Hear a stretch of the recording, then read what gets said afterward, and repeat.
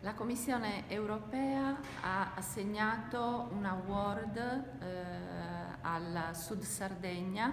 accompagnato dall'Università di Cagliari, dal Dipartimento di Scienze Economiche e Aziendali, che hanno fatto un percorso insieme ai comuni di Cagliari come Comune Capufila,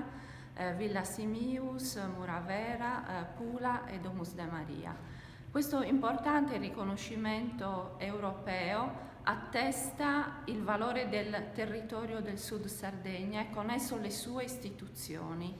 Verrà consegnato a Bruxelles il 31 di marzo, dove andremo a ritirare tutti insieme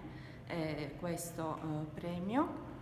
e attesterà la sostenibilità delle attività che vengono svolte nel territorio a favore della sua comunità, della società, dell'economia, dell'ambiente, la preservazione dell'ambiente e di tutte le variabili che lo accompagnano.